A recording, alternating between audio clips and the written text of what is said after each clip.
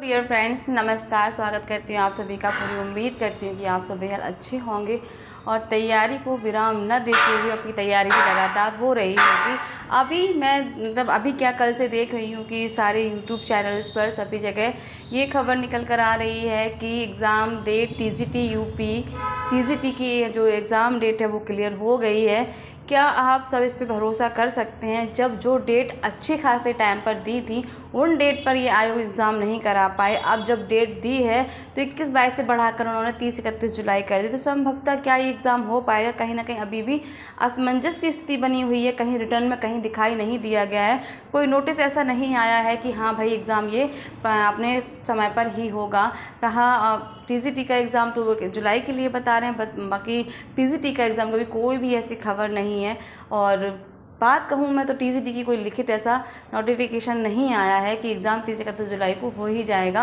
हालांकि YouTube channel सारे भरे पड़े हैं कि हाँ एग्ज़ाम की डेट आ गई, एग्ज़ाम डेट हो गई, मतलब इस एग्ज़ाम पर डेट होगा ही होगा। तो हो सकता है, मैं तो ये चाहती हूँ कि अभी जो डेट थी इन्हीं पर ही हो जाता तो ज़्यादा अच्छा होता।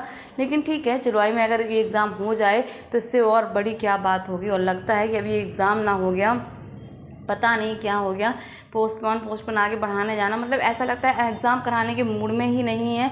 लगता है कहीं ना कहीं एग्ज़ाम भी मतलब इसको छोड़ दे। जैसे आप देखेंगे सुपर जूनियर टेट हुआ था 2022 में, उसका एग्ज़ाम कराने के बाद भी और रिज़ल्ट भी शो करा दिया पर उसकी ज्वाइनिंग कहीं भी नहीं दी। वो मामला अभी तक कोर्ट में ही पड़ा, उसको भी 5 साल हो गई हैं, उसकी भी कोई सुनवाई नहीं है। तो भाई अभी एग्ज़ाम हो ना हो, पूरा एकदम बीरबल की खिचड़ी बन गई है ये। मतलब क्या ही कहें, पकी नहीं और पक भी रही है और कुछ हो भी नहीं रहा। तो बहुत बुरे हालात हैं, खासकर यूपी टीजीटी पीजीटी जॉब को लेकर।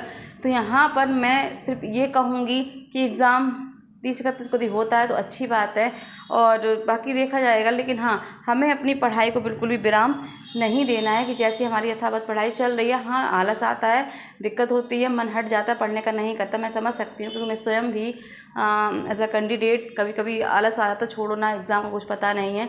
तो डिमोटिवेट होकर भी हमें खुद से ही मोटिवेट होना है, चीज़ों को समझना है कि चलिए छोड़िए, हमें तो अपना कर्म करना है। तो हमें अपने कर्म की तरफ ध्यान देना है कि हमारा कर्म क्या है, हमें क्या करना है।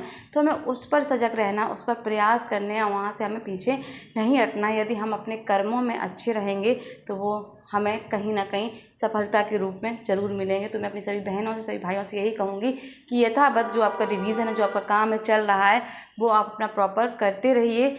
भले ही आप धीरे धीरे करिए लेकिन अपना प्रोसेस पूरा जारी रखिए।